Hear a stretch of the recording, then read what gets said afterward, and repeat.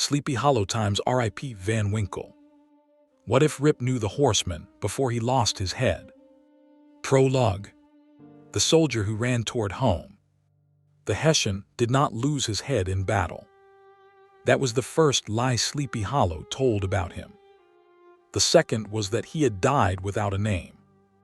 The autumn night was black with cannon smoke. Fire spread across the fields east of the Hudson, turning broken fences and abandoned wagons into crooked shadows. Men shouted in English and German. Horses screamed louder than either. Johann Adler ran away from the fighting. He had dropped his musket beside a dying drummer boy. His green coat was torn at the shoulder, and blood darkened one sleeve, but the wound was not deep enough to slow him. Beneath his coat, pressed against his heart, he carried a letter bearing the seal of the Continental Army.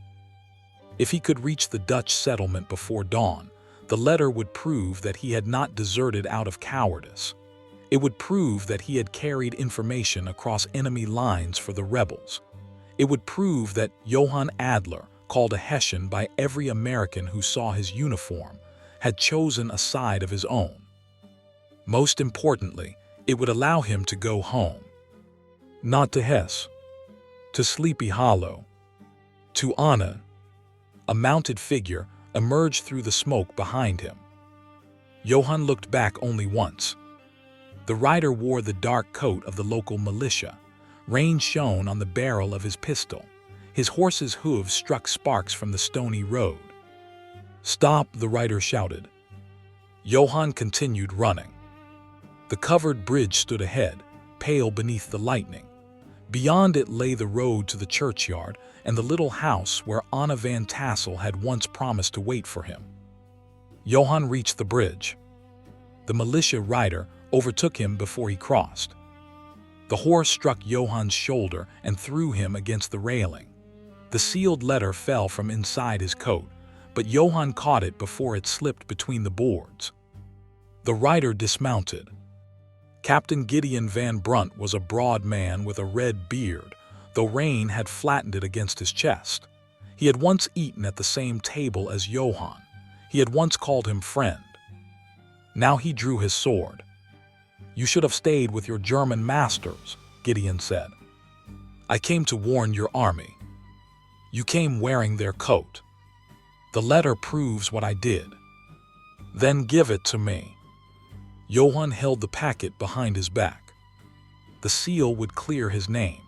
It would also identify 3 American officers who had sold military information to the British. Gideon Van Brunt was one of them. Gideon extended his hand. "Give me the letter, Johann, so you can burn it, so I can bury a spy." "I am not the spy." Lightning flashed. For an instant, both men saw the truth in the other's face. Johann turned and ran across the bridge. Gideon fired. The ball entered Johann's back and tore through beneath his ribs. He fell near the opposite end of the bridge, the letter still clutched in one hand. Gideon approached slowly. Johann rolled onto his back. "Anna knows," Johann whispered. "Then Anna will learn to remain silent. She knows my name." "Not for much longer." Gideon raised his sword. The blade came down. Johann's final sight was not the weapon, nor the traitor who wielded it. He saw a black shape perched in the branches above the bridge. A raven. It watched his head fall from his body. Gideon wrapped the head in Johann's green coat. He hid it beneath the northern foundation of the bridge, where no church bell would bless it and no grave marker would bear its name. He dragged the body to the churchyard and left it among the casualties of war. Before dawn, the soldiers found the corpse. "A Hessian," one of them said. "Do we know him?" "No." The body was buried beneath a blank stone. But Gideon never found the letter. As his sword fell, Johann had thrust the packet through a gap in the bridge. The swollen river carried it into the darkness. Years later, the people of Sleepy Hollow would say that the dead Hessian rode each night in search of his head. They were wrong. He rode in search of his name, and of the man who had promised to remember it. Chapter 1. Before the long sleep. 20 years earlier, or perhaps 20 years later, for time has never behaved properly in the Catskill Mountains, Rip Van Winkle met Johann Adler beneath an apple tree. Rip had gone into the woods to escape his wife. This was not an act of courage. Rip possessed many virtues, but courage in his own home was not among them. Dame Van Winkle had discovered that the eastern wall of their cottage had begun to lean. She had asked Rip to repair it in spring. He promised to do so after planting. After planting, he promised to do so following the harvest. After the harvest, he explained that winter frost would make repairs unwise. Now another spring had come, and the wall leaned far enough to suggest it was listening to conversations inside the house. Rip therefore took his dog, Wolf, his old gun, and enough bread for an afternoon's wandering. He had no intention of climbing far into the mountains. Intention, however, had always been the weakest fence around Rip's behavior. Near sunset, Wolf began growling. A man sat beneath an apple tree beside the path. He was young, perhaps 30, with long fair hair tied at the back of his neck. His coat was green, military in cut, but without insignia. A violin case lay beside him. The stranger held an apple in one hand and a small knife in the other. "You may tell your dog," he said in careful English, "that I am too tired to fight him." "Wolf does not fight," Rip replied. "He judges." "Then he is better suited to society than most men." Rip liked him immediately. The stranger called himself Johann Adler. He said he had come from Hesse several years before and had worked as a music teacher, surveyor, and translator throughout the Hudson Valley. "Which of those trades is yours?" Rip asked. "Whichever one feeds me." "That is a sensible profession." Johann cut the apple in half and gave one portion to Rip. They talked until the light faded. Johann knew Sleepy Hollow well. He had taught music to the Van Tassel children and worked for Gideon Van Brunt, surveying woodland near the old Dutch church. "Sleepy Hollow," Rip said. "I have heard of it, a place full of ghosts." "A place full of people who need ghosts." "What is the difference?" "A ghost is easier to blame than a neighbor." Johann opened the violin case. The instrument inside was dark red, almost black. He played a slow German melody that made the mountains seem older and the evening colder. When he finished, Rip noticed a silver ring hanging from a chain around Johann's neck. It bore the image of an eagle with one broken wing. "A family mark?" Rip asked. "My father S. You do not wear it on your hand." "I promised it to someone." "A woman." Johann smiled. "Anna Van Tassel." Rip knew the Van Tassel name. Everyone along the Hudson did. Wealth traveled farther than church bells. "You intend to marry her?" "If her family allows it." "And if they do not?" Johann considered the knife in his hand. "Then I will marry her without their assistance." "That sounds difficult." "Most worthwhile things are." Rip thought of his leaning wall and did not reply. A distant horn echoed through the valley. Johann's expression changed. He closed the violin case. "You should leave the mountain before dark," he said. "So should you." "I am waiting for someone." "Who?" Johann looked up the path. "A man who knows whether there will be war." Rip had heard rumors. Colonists spoke angrily of Parliament, taxes, and soldiers. Some drank to King George, others drank to liberty. Rip drank to whichever side had purchased the bottle. "War seems a great deal of work," he said. "It is." "Then men will certainly find a reason for it." Johann laughed, but his eyes remained on the path. "Rip, if you ever come to Sleepy Hollow, find Anna Van Tassel. Tell her you met me here." "I will." "Remember my name." Johann Adler. And if anyone calls me a traitor, I will say you shared an apple with me. Traitors rarely share fruit. Johann removed the silver ring from his neck. Take this. Rip raised both hands. I am not the woman you promised it to. If war begins, I may be forced to wear a uniform that makes me your enemy. If that happens, take the ring to Anna. Why me? Because no one would suspect you of carrying military secrets. Rip decided this was probably not a compliment. He accepted the ring anyway. Johann wrapped it in a small piece of cloth, along with a folded map marked by a black cross near the covered bridge in Sleepy Hollow. Give these to Anna, he said. Tell her I will return for them. When I can return with my own name. Another horn sounded. This one was closer. Johann stood and disappeared along the mountain path. Rip placed the cloth packet inside his coat. He intended to go directly home. Instead, he heard someone calling his name from higher in the mountains. Rip Van Winkle. Wolf whimpered. A short, square-built man emerged from the mist, carrying a keg upon his shoulder. He wore ancient Dutch clothing and said nothing, but gestured for Rip to follow. Rip looked toward the path Johann had taken. Then he looked at the keg.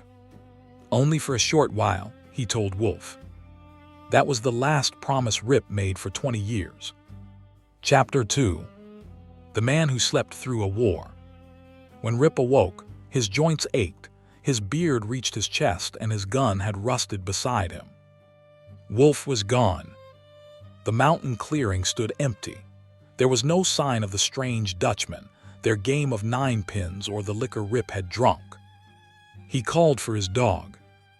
Only the ravens answered. Rip descended from the mountains and found a world that had changed its language while he slept. King George's portrait had vanished from the village inn. In its place hung the image of General Washington. Men who had once argued about crops now argued about Congress. Children called Rip an old lunatic. His house stood abandoned, the eastern wall having finally surrendered to gravity. His wife was dead. His son had grown into a copy of the young Rip, complete with the same talent for avoiding useful labor. His daughter, Judith, took the old man into her home. The villagers told him he had been missing for 20 years. Rip told them he had spent a single night in the mountains. Both accounts were accepted because no other explanation seemed less absurd. For several months, Rip attempted to live in the new republic. He soon discovered that freedom had not reduced the amount of work people expected from him. The new citizens demanded that every man possess political opinions. Rip, who had slept through the entire revolution, found himself questioned about battles, taxes, constitutions, and parties. He answered honestly, "I was not there." Few men had the courage to admit this, so Rip acquired a reputation for wisdom. One autumn evening, while telling children about the mountain boulders, he heard two travelers discussing Sleepy Hollow. "They say the Hessian rides again," one said. "He never stopped. Old Van Brunt claims it is nothing but Brom playing tricks. Brom Van Brunt frightens schoolmasters, not horses. 3 animals have been found dead this month, all without their heads." Rip stopped speaking. "Which Hessian?" he asked. The travelers looked at him. "The headless one.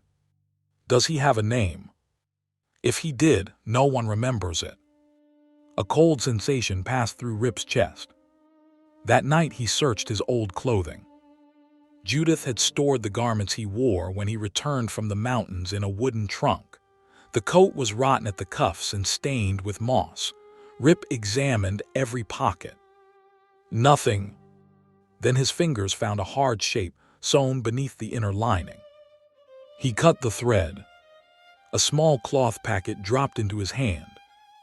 Inside lay a silver ring bearing an eagle with one broken wing. Beneath it was the map. Time returned in a rush.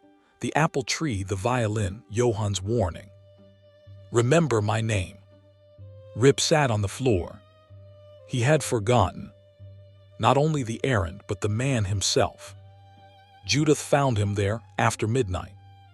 Father, Rip held up the ring. I promised to deliver this. To whom? Anna Van Tassel. Judith frowned. Which Anna? From Sleepy Hollow. When did you make the promise? Yesterday. She looked at his white beard. Rip corrected himself. 20 years ago. Judith sat beside him. The Van Tassels still lived there, but if this Anna was your age, she was younger, then she may still be alive. Rip closed his hand around the ring. And Johann? Who is Johann? Rip heard again the traveler's words. No one remembers his name. He stood. I have to go to Sleepy Hollow. At this hour. I am already 20 years late. Chapter 3. The Hollow That Remembered. Sleepy Hollow lay beneath a permanent atmosphere of late afternoon. Even at noon, light entered reluctantly. The hills leaned close around the valley, and the trees seemed to listen to the road. Mist moved between farmhouses without wind to guide it. Rip arrived 2 days later carrying the ring, the map, and very little money. The old Dutch church stood near the river. Beyond it waited the burial ground, crowded with leaning stones. A covered wooden bridge crossed a narrow stream at the edge of the church lands. Rip stopped when he saw it. The bridge on Johann's map. A black cross marked its northern foundation. He approached. The timbers were newer than the rest of the structure, but the stone foundation looked ancient. Initials had been carved into one corner. GVB. Gideon Van Brunt, a voice said behind him. Rip turned. The speaker was a tall, thin man with long limbs and a narrow face. His black coat had been carefully brushed but poorly repaired. He carried a stack of books under one arm. You recognize the initials? Rip asked. Every child in the hollow does. Captain Gideon Van Brunt built the original bridge during the Revolution, or rebuilt it. Accounts differ, as they often do when a family has enough money to improve its history. The man bowed. Ichabod Crane, schoolmaster, singing instructor, and occasional legal clerk. Rip Van Winkle. Ichabod stared. The Rip Van Winkle. I was unaware there were several. The man who slept for 20 years. So I am told. Ichabod glanced toward the bridge. You chose an unfortunate destination for your first visit. Why? This is where the horseman begins his nightly search. You have seen him. I am a rational man. That is not an answer. Ichabod lowered his voice. I have heard him. What does he sound like? Like a cavalry charge conducted by one rider. Rip showed him the map. Ichabod's curiosity overcame his caution. This mark indicates the northern foundation. Do you know a woman named Anna Van Tassel? Ichabod almost dropped his books. Anna Van Tassel. You know her? No, she disappeared during the Revolution. Disappeared. Some say she drowned herself after her German lover was killed. Others say she was sent to relatives in Albany. The Van Tassels refused to discuss her. Rip touched the ring inside his pocket. Does her lover have a name? Not in any account I have found. What do they call him? The Hessian. A horse neighed in the distance. Both men turned. The road was empty. Ichabod said, You should come away from the bridge. I have not crossed it. That is precisely the problem. Local tradition claims the horseman cannot cross from the church side. Why not? Consecrated ground, perhaps. Rip studied the foundation. Or something is holding him here. Ichabod looked at him with new interest. What did you come to deliver? A promise. Promises are dangerous things in this valley. So are undelivered ones. They walked toward the village. Neither noticed the hoofprint appearing in the mud beneath the bridge. There had been no rain. Chapter 4. Katrina and the Empty Portrait. Ichabod lodged at the homes of his pupils, moving from family to family according to custom and the patience of his hosts. That week he stayed at the Van Tassel farm. Baltus Van Tassel received Rip with generous food and cautious questions. The farm was prosperous, barns full of hay, orchards heavy with apples, smokehouses fragrant with meat. Rip had never seen so many signs of completed work in one place and found the experience unsettling. Baltus was a broad, cheerful man who disliked conflict and therefore permitted stronger personalities to decide most matters around him. His daughter Katrina was not similarly inclined. She was 19, quick-eyed and composed. She listened as Rip explained that he had known an Anna Van Tassel before the revolution. My father had a sister named Anna, Katrina said. Baltus set down his cup. We do not speak of her. You just did, Katrina replied. Katrina.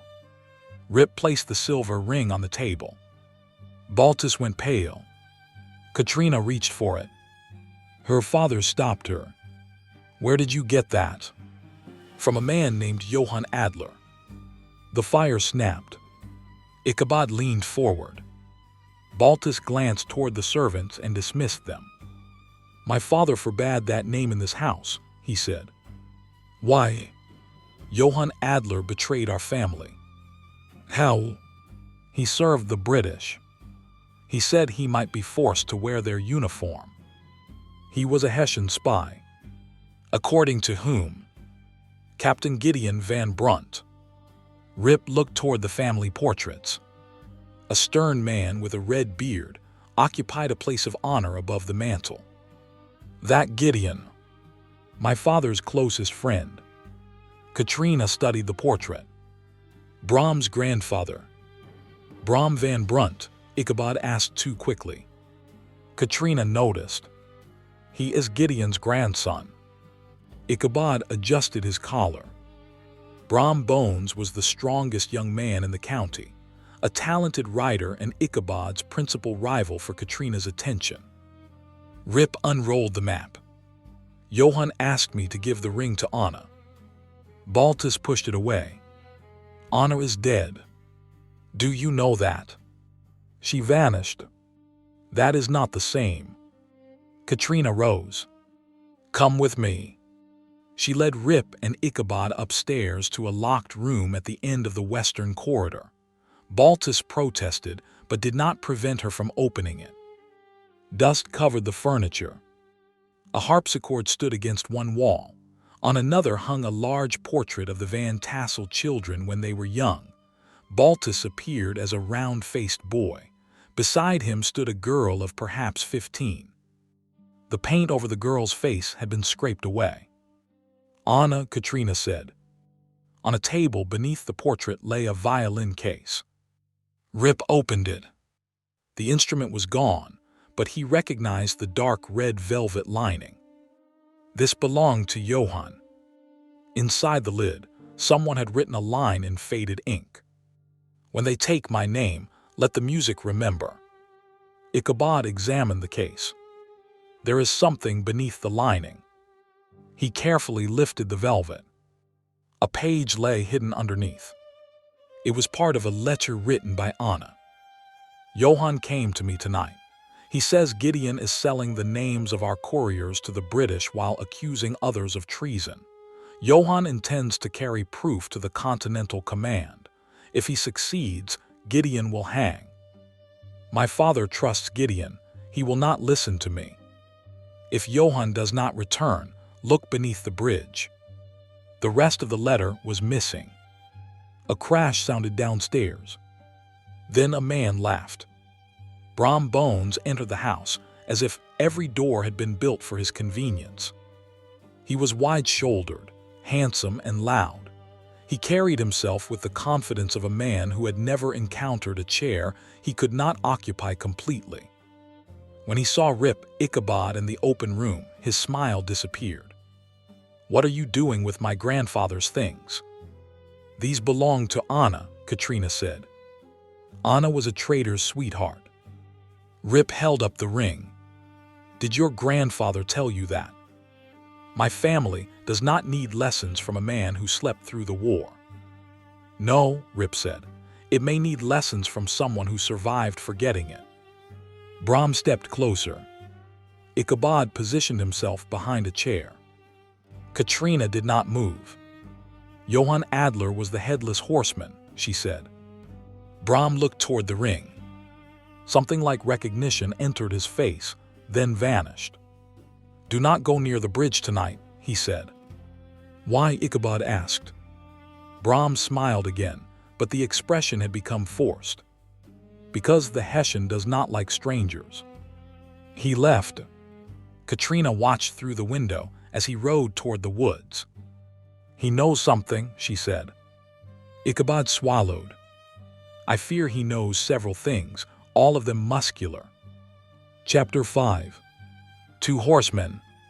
That night, Sleepy Hollow held a harvest gathering at the Van Tassel farm. Rip had no desire to attend. He wished only to investigate the bridge. But Katrina explained that Brom and several of his companions would be at the gathering, giving Rip and Ichabod an opportunity to question them. Food covered every table. Music filled the barn. Young people danced while older residents competed in remembering winters worse than the present one. Rip sat near the cider barrel. For a time, he almost forgot the dead Hessian. Then the stories began. A farmer spoke of a woman in white who haunted Raven Rock. Another told of Major Andre's tree. Finally, Brom stood near the fire and described the Headless Horseman. "He is seen near the church," Brom said, "always on a black horse, always searching for his missing head, and if he catches a traveler." Brom brought one hand sharply across his neck. Several guests gasped. Ichabod laughed too loudly. "An entertaining tradition," the schoolmaster said, "though one lacking in verifiable evidence." Brom's eyes gleamed. "You do not believe in him." "I believe many natural events are misinterpreted by minds influenced by fear." "You should ride past the church tonight." "I pass it frequently." "Alone?" Ichabod looked toward Katrina. "Certainly." Rip watched Brom. Mud stained the young man's boots. Pale dust marked one sleeve, the color of flour or crushed pumpkin flesh. A black riding cloak hung near the barn entrance. Brom intended to frighten Ichabod. That explained one horseman. It did not explain the hoofprint beneath the bridge. Near midnight, the gathering ended. Ichabod mounted his borrowed horse, Gunpowder, and set out toward his current lodging beyond the church. Rip waited several minutes, then followed on a small gray mare Katrina had provided. The moon appeared between clouds, branches scraped together overhead. Rip soon heard hoofbeats ahead. He urged the mare forward. A cry echoed through the trees. Ichabod came racing around the bend, his coat flying behind him. Gunpowder's eyes rolled white. Behind him rode the Headless Horseman. The figure wore a black cloak and held a round object beneath one arm. "Brom!" Rip shouted. The rider turned slightly. A pumpkin occupied the space where a head should have been, hidden beneath the raised collar. Brom threw the pumpkin. It struck Ichabod's shoulder and shattered against a tree. Ichabod fell from Gunpowder. Brom slowed, laughing. Then a second horse emerged from the woods. This animal was enormous and black, with pale foam around its mouth. Its rider wore a torn green military coat. There was nothing above the rider's collar. Brom's laughter stopped. The true horseman raised a rusted cavalry sword. Brom wheeled his horse and fled. The Hessian ignored him. It rode toward Rip. Rip's mare refused to move. The horseman stopped directly before him. Cold air poured from the empty collar. Rip heard distant cannon fire, a violin and a man whispering in German. The rider extended one gloved hand. Rip removed the silver ring. Johann. The horseman recoiled as though struck. Its horse stamped the earth. Yes, Rip said, your name was Johann Adler. The rider pointed at Rip, then at the ring, then toward the covered bridge. I know, I should have gone there 20 years ago. The horseman drew its sword. Ichabod, still on the road, shouted, Rip. The blade descended. It stopped against Rip's chest. The tip caught the edge of his coat and tore open the old inner lining. A second object fell into the road. Not the ring. A small brass key. Rip stared. I have never seen that before. The horseman dismounted. It picked up the key and pressed it into Rip's hand. Then it pointed toward the map. The black cross. The bridge. A voice came from inside the empty collar, faint as wind through a grave. On it. The horseman remounted and vanished among the trees. Ichabod slowly stood. I am prepared, he said, to revise several of my natural explanations. Chapter 6. The Woman Who Refused to Forget. The brass key opened a wooden chest in Anna's room. The chest had stood beneath the harpsichord for 20 years. Baltus claimed no one had ever found a key.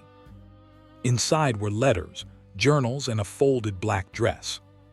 Katrina read Anna's final journal aloud. October 11, 1776.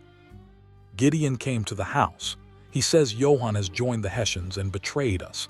I asked how he knew. He said he saw Johann wearing their green coat. As though a coat reveals the heart beneath it. October 14. A message came from Johann. He is working with the Continental Army. He has learned the names of men selling information to the British. Gideon is among them. Johann will carry the proof east tomorrow. He fears he may not return. October 17. They found a headless Hessian near the churchyard. Gideon says it cannot be Johann because Johann escaped with the British. He will not let me see the body. October 19. I heard a horse outside my window. It had no rider. October 21. Johann came tonight. Not as he was. He stood beneath the apple tree without a head and pointed toward the bridge. I followed. Gideon was waiting. He said grief had made me mad. He said if I continued speaking Johann's name, my father would have me confined. I told him that Johann had hidden proof. Gideon asked where. I lied. October 23. My father has locked me in this room. Baltus stopped reading over Katrina's shoulder. My father did that. He believed Gideon, Katrina said. The last entry was written in a shaking hand. October 31. They are sending me to an asylum near Albany. Gideon came one final time. He asked about the letter. I told him Rip Van Winkle carried Johann's ring and map. Gideon laughed. He said Rip vanished into the mountains and would never return. Perhaps he is right. But Johann's name must survive somewhere. I have hidden the key where the sleeping man will carry it without knowing. If Rip returns, the horseman must open his coat. Rip touched the torn lining. She sewed it into my coat. She must have found you while you slept, Ichabod said. On the mountain. Or someone carried the coat to her. Katrina searched the chest. At the bottom lay a document from the asylum. Anna Van Tassel. Admitted November 3, 1776. Deceased November 6, 1776. Cause, fever, and agitation. Across the bottom, another hand had written. Patient repeatedly stated that a headless man stood outside her window. Baltus sat down. My father told me she went to relatives. He erased her, Katrina said. No, he thought he was protecting the family. From what? Baltus had no answer. Rip examined the brass key. What does it open besides this chest? Ichabod studied it. The teeth are too deep for an ordinary lock. Katrina unfolded the map. The black cross is not on the bridge, it is beneath it. They went to the bridge before dawn. Mist covered the stream. The northern foundation consisted of several large stones reinforced by old timbers. Rip found a small iron plate hidden behind moss. The brass key fit. When he turned it, part of the wooden support opened like a narrow door. Inside was an empty cavity. Not entirely empty. A rusted iron box had once rested there. Its outline remained in the mud. Someone had removed it recently. Fresh boot prints led away from the bridge. Large prints. Brom van Brunt S. Chapter 7. The Inheritance of Gideon van Brunt. They found Brom in his grandfather's barn. The iron box stood open before him. Inside lay a human skull, wrapped in the remains of a green military coat. Brom held a sealed letter. Put it down, Katrina said. Brom turned. He looked less like the boastful young man from the harvest gathering, and more like a frightened child caught beside an open grave. My father told me never to open the foundation, he said. So you opened it, Ichabod replied. I saw Rip's map. Where did you get the box? I went to the bridge after the horseman appeared last night. Rip approached the skull. A deep cut divided the upper vertebra at its base. One side of the bone was blackened by age. Johann, he whispered. Brom gripped the letter. This proves my grandfather killed him. Give it to me, Katrina said. If this becomes public, my family is ruined. Your family's reputation is not worth another lie. You say that because it is not your name. It is my family too. Gideon destroyed my aunt. Brom looked at her. For once he had no clever answer. Rip extended his hand. I carried Johann's ring for 20 years because I forgot a promise. Do not carry your grandfather's crime because you remember his name. Brom slowly gave him the letter. The seal had been broken long ago, perhaps by Gideon. Inside was a military report signed by an officer of the Continental Army. It confirmed that Johann Adler had provided information concerning British movements and American collaborators. 3 names appeared beneath the accusation of treason. The third was Captain Gideon van Brunt. A second paper granted Johann safe passage and protection. He had died carrying proof that he was not an enemy. Brom sat on a bale of hay. All my life they told me he was a monster. He became one, Rip said, but not for the reason they gave you. A horse struck the barn door from outside. The wood shook. Again. The lantern flames turned blue. Ichabod backed away from the entrance. The horseman knows we have his head. Brom reached for his musket. Katrina pushed the barrel down. You cannot shoot a dead man. I can try. The doors burst open. The black horse entered through splintered wood. Johann's headless body rode beneath the rafters. The cavalry sword flashed. Brom fired. The ball passed through the rider and buried itself in the wall. The horseman swung. The sword cut the musket in half. Brom fell backward. Rip lifted the skull. Johann Adler. The rider stopped. I remember you. The horseman pointed toward the skull, then toward the east. The churchyard. He wants us to reunite the head with the body, Ichabod said. Rip looked at the skull. No, if that were all, Gideon could have buried the head years ago. Katrina held up the letter. He wants the truth read over his grave. The horseman lowered its sword.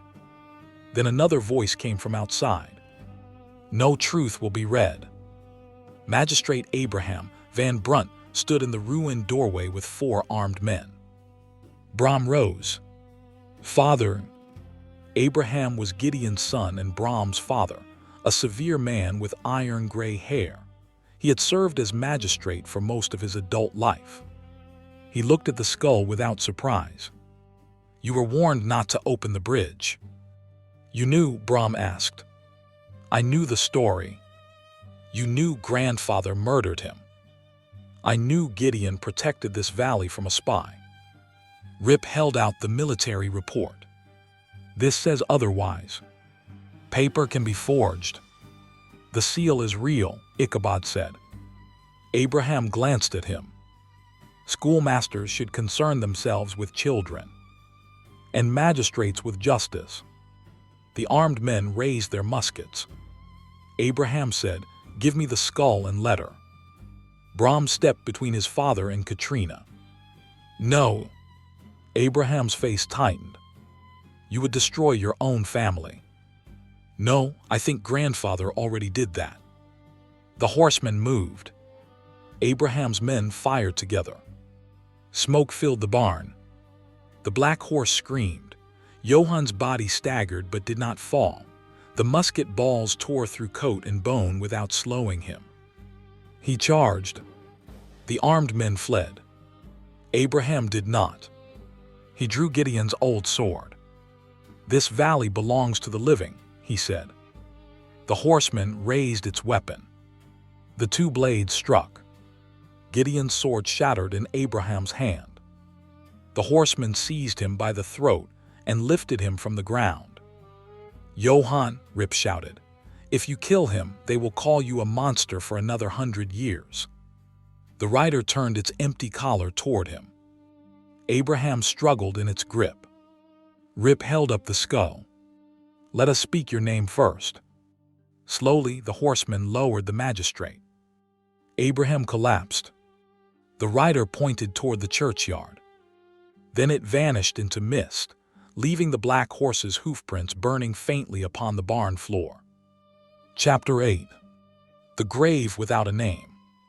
By sunset, the people of Sleepy Hollow had gathered at the old Dutch church. News traveled quickly in small communities, especially when carried by terrified men with unloaded muskets. Some came to witness the burial, others came to prevent it. Most came because they feared missing a story they could later claim to have seen more clearly than anyone else. Johann's body lay beneath a blank stone near the northern edge of the graveyard. The church ledger identified it only as Unknown Hessian. Found October 17, 1776. Rip placed the skull beside the grave. Ichabod held the military report. Katrina carried Anna's journal. Brom stood between them and his father. Abraham Van Brunt addressed the crowd. This is madness. You would dishonor a patriot based on the writings of a disturbed woman and a foreign deserter. Katrina opened the journal. The disturbed woman was my aunt. She was confined because she knew Gideon's crime. You do not understand the dangers of war. No, but I understand the convenience of calling a woman mad when she threatens a man's reputation. Murmurs passed through the crowd.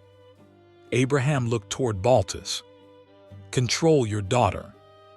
Baltus Van Tassel stepped forward. For much of his life, he had avoided conflict. Now he looked at the scraped face in the family portrait Katrina had brought from the house. No, he said, we have controlled enough daughters. Katrina read Anna's final entries aloud. Ichabod followed with Johann's military report. When he spoke Gideon Van Brunt's name among the accused traitors, several people turned toward Abraham. Brom lowered his head. Thunder rolled over the hills. The church bell rang once. No one had touched the rope. A black horse appeared at the far end of the road. The horseman rode toward the churchyard. The crowd scattered. Some fled into the church, others hid behind gravestones, Abraham remained near the gate, though fear had drained the color from his face. The horseman stopped before the blank grave. Rip lifted the skull. "Johann Adler," he said. The rider did not move. "You shared an apple with me beneath a mountain tree. You played the violin.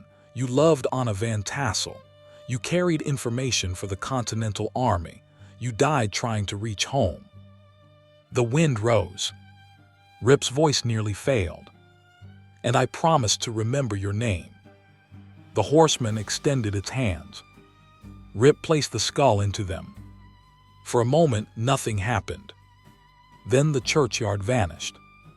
Everyone present saw the same vision.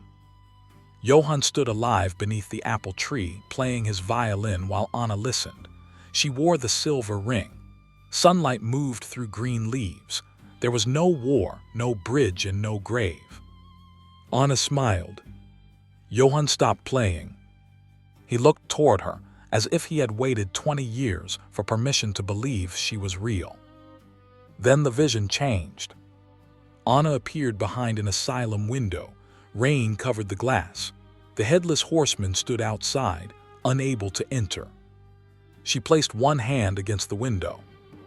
The rider mirrored her gesture. Neither could reach the other. The vision broke. The churchyard returned. The horseman held the skull against its empty neck. Bone met shadow. A violent light burst from the severed collar. Johann Adler stood where the horseman had been.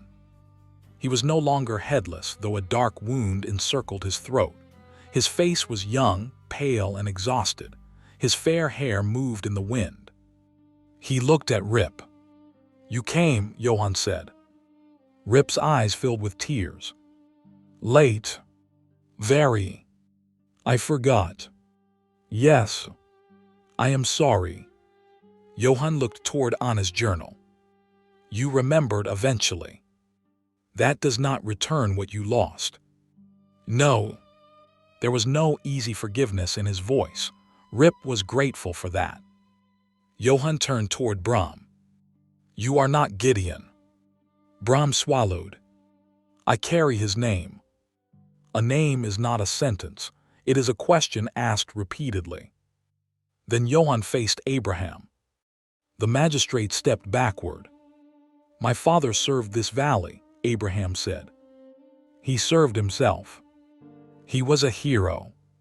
He was afraid." Abraham shook his head. "You lie." Johann touched the wound around his throat. "The dead have little use for lies." He moved toward the open grave. Rip said, "Will you rest now?" Johann looked beyond the churchyard toward the mountains.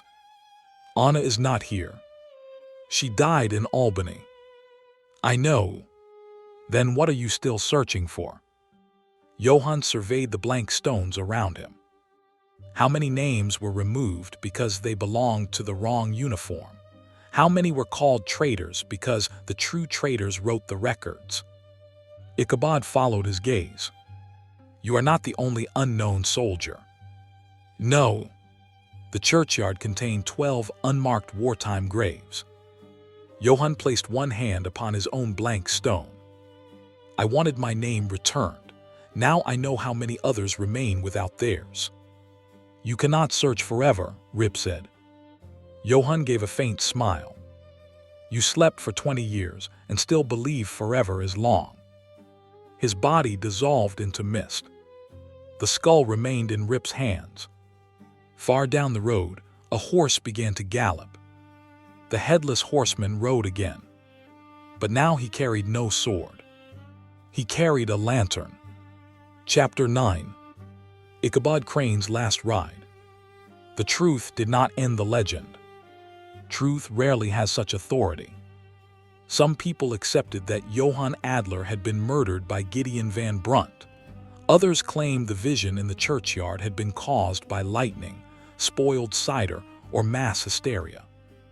Abraham Van Brunt resigned as magistrate but refused to confess his father's crime. Bram remained in Sleepy Hollow, though his relationship with his family never recovered. The blank grave received a new stone. Johann Adler. Musician, courier, friend. Died October 16, 1776. His name was returned. Anna Van Tassel's name was added beneath it. She remembered him. Rip expected the horseman to disappear.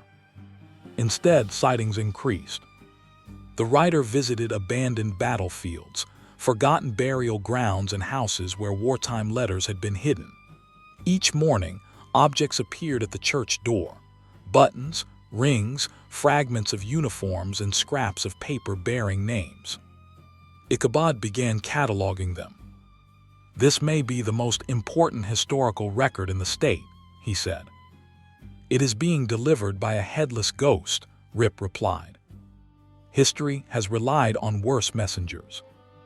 But not everyone wanted old names restored. Several prominent families discovered that their respected ancestors had profited from confiscated farms or informed on neighbors. Anonymous threats appeared at the schoolhouse. "Leave the dead buried." Ichabod refused. Then one cold night he disappeared. His hat was found near the covered bridge. His horse returned alone. A shattered pumpkin lay beside the road. The people immediately blamed the horseman. Brom did not. "I was home," he told Rip, "and Johann no longer throws pumpkins." Rip examined the fragments. Inside the pumpkin, he found a strip of paper. It came from Ichabod's catalog. One name had been circled: Abraham Van Brunt. Brom stared. "My father took him." They followed wagon tracks into the eastern woods. An abandoned mill stood beside the river. Light moved behind its broken windows. Rip, Brom, and Katrina entered through the rear. Ichabod was tied to a chair beside the millstone. Abraham Van Brunt stood over a fire, burning pages from the catalog. "You should have left," Abraham told him. Ichabod's lip was bleeding. A teacher cannot encourage literacy and then object when documents are read. Abraham threw another page into the flames. "You think truth makes you brave?" "No, at present I think terror makes me unusually talkative." Rip stepped from the shadows. "Release him." Abraham drew a pistol. Brom moved in front of Katrina. "Father, you chose strangers over your blood. I chose not to become grandfather." Abraham aimed at him. "Then you are no son of mine." A raven called outside. The mill wheel began turning, though the river was nearly frozen. Hoofbeats approached. Abraham looked toward the door. "No." The wall shook. The horseman rode through it. Rotten boards exploded inward. The black horse landed inside the mill, its lantern blazing with blue light. Abraham fired. The horseman did not slow. It seized the back of Abraham's coat and carried him toward the river. Brom ran after them. "Johann, do not." The horseman stopped at the water's edge. Abraham hung above the freezing current. The lantern illuminated faces beneath the ice. Men and women, soldiers and civilians, those whose names Abraham had burned. The horseman spoke without a head. "Remember." The words seemed to come from the river, the trees, and the earth. Abraham began to weep. "My father made me swear." The horseman held him over the water. He said the family would be destroyed if the truth survived. Brom stood on the bank. The truth survived anyway. Abraham looked at his son. "I only protected what he left me. You could have left me something else." The horseman lowered Abraham to the ground. Then it turned toward Rip. The lantern in its hand flickered. Inside the blue flame appeared a name: Elias Moore. Ichabod, now freed, limped from the mill. "That is one of the unknown graves." The horseman pointed east. The search was not finished. It rode into the woods. This time Ichabod followed. Rip caught his arm. "Where are you going?" "To record the name." "You were almost killed." "Yes." "And you intend to follow a ghost into the forest." Ichabod considered. "When you say it aloud, it does sound unwise." "Then stay." Ichabod picked up his fallen notebook. "No." Rip smiled. An honest fool is often more useful than a cautious wise man. Together they followed the lantern. Chapter 10. What Rip had forgotten. Over the next year, the horsemen returned 11 names to the churchyard. Some belonged to soldiers. Others belonged to enslaved people, servants, messengers, and women who had carried information through military lines. Ichabod recorded every account. Katrina gathered family letters and compared them with official histories. She proved that several ghost stories in Sleepy Hollow had begun as attempts to conceal actual crimes. Brom rebuilt the covered bridge. He removed Gideon's initials from the foundation but preserved the stone itself. "We should not erase it," he said. "That would make us like him." Abraham Van Brunt left the valley. No one knew where he went. Baltus restored Anna's face in the family portrait. Rip remained in Sleepy Hollow longer than intended. This surprised no one. Rip had always found arriving easier than leaving and leaving easier than completing any task between the two. One evening, he sat beneath the same apple tree where he had first met Johann. The horseman appeared at sunset. It dismounted. For the first time since the churchyard vision, Johann's human form returned. He sat beside Rip. Neither spoke for a while. At last Johann said, "You remember more now." "Yes." "Not everything." Rip looked at him. "What have I forgotten?" "The night on the mountain." "I remember the little Dutchmen." "Do you remember why they called you?" Rip frowned. "They needed help carrying a keg." Johann shook his head. "They called because of the ring." Mist moved between the trees. Memory opened. Rip saw the mountain clearing again. The ancient men were not playing ninepins for amusement. Each roll of the ball produced thunder, and each strike changed something in the valley below. They had shown Rip 2 possible futures. In the first, Rip delivered Johann's ring and map immediately. Anna exposed Gideon. Johann's name was cleared before his death, but war came to Sleepy Hollow sooner. Gideon, desperate, burned the Van Tassel farm. Anna, Baltus, and 6 others died. In the second future, Rip kept the packet. Anna survived several weeks longer and hid the key in his coat. Johann died nameless, but the evidence remained concealed until Gideon and most of his allies were gone. The mountain men had offered Rip a choice: deliver the packet and change the war, or sleep until the truth could survive its discovery. "I chose to sleep," Rip whispered. "Yes." "No, I drank because I was lazy." "You drank because they promised you would forget the choice." Rip stood. "I could have saved you." "Perhaps." "I could have saved Anna." "Perhaps." "Instead, I let 20 years pass." "You preserved the letter." "By accident." "Many important things survive by accident." Rip looked at Johann's restored face. "Did you know?" "Not until my head and body were reunited." "Why did the mountain men show me those futures?" "They are keepers of the valley. They protect stories, not people." "That is a cruel distinction." "Yes." Rip felt anger rise. "I did not choose wisely." "No. I chose the path requiring nothing from me." "Yes." "You could pretend I was part of some grand design." "I could." "But you will not." "No." Rip sat again.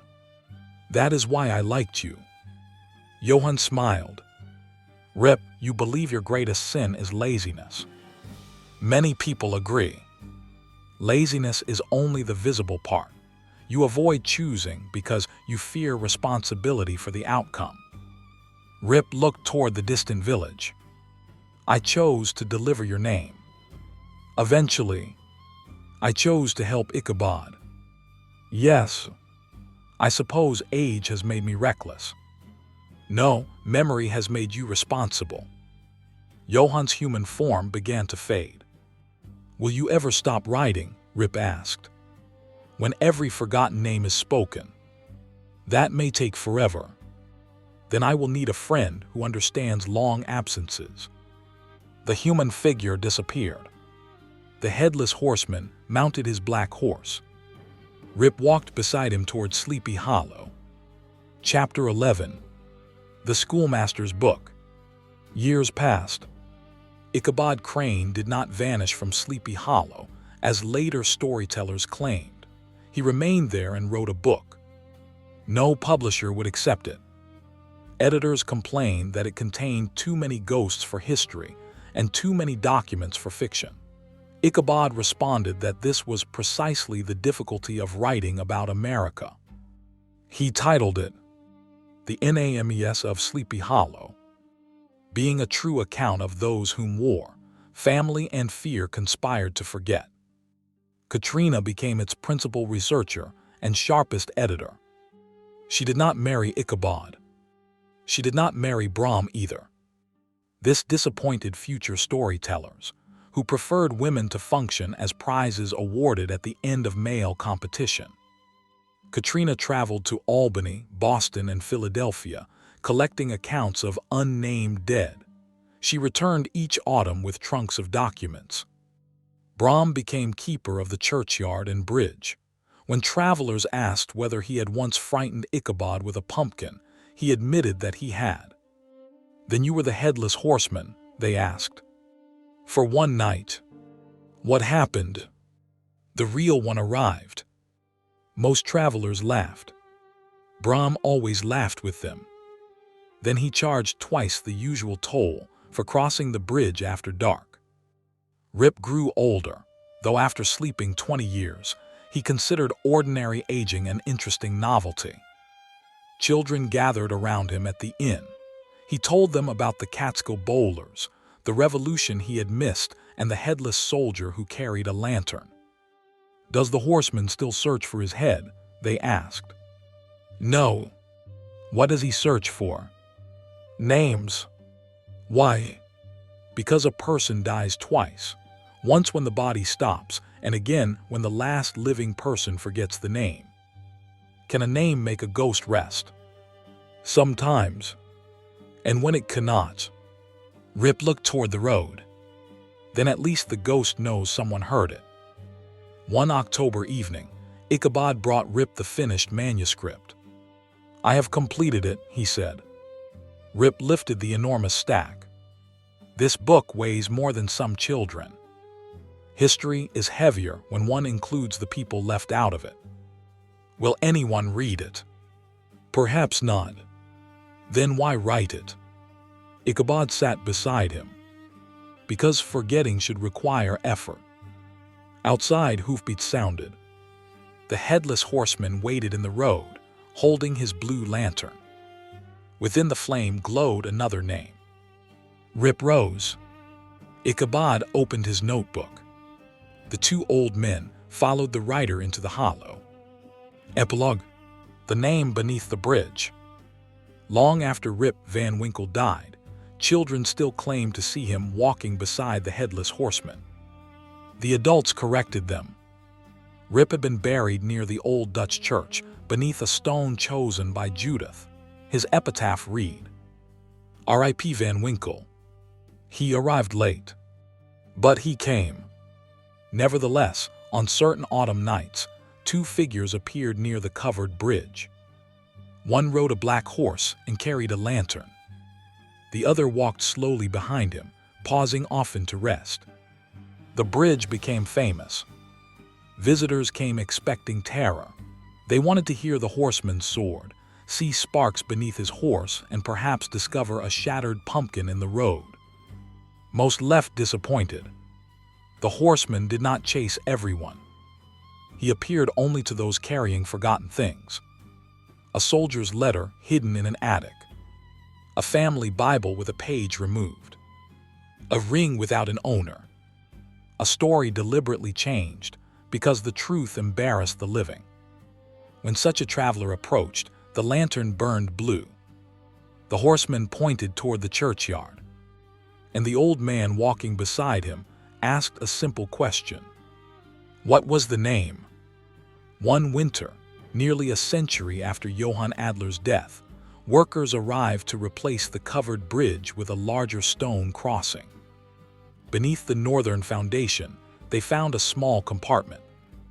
Inside lay no skull, no sword, and no treasure.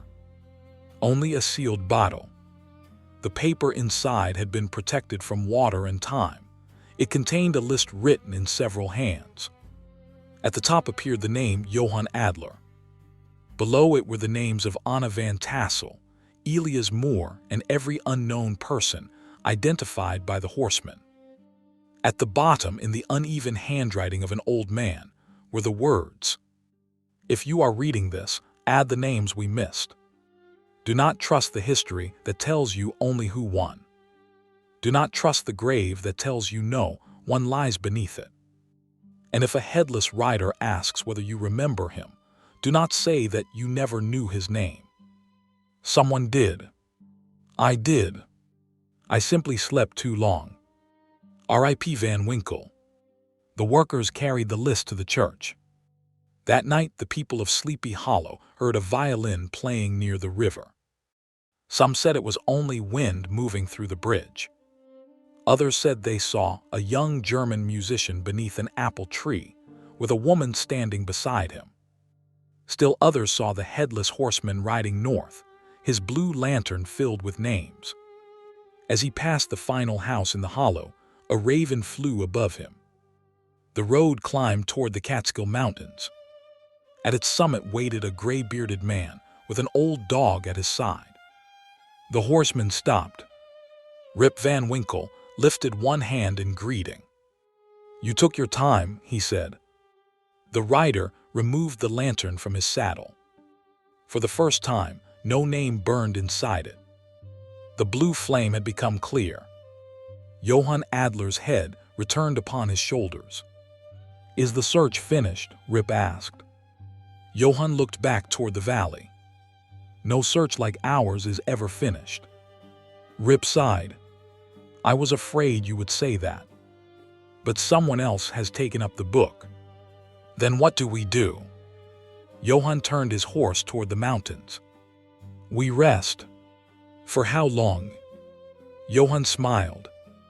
"Not 20 years." Together they crossed into the mist. And this time, neither man was forgotten.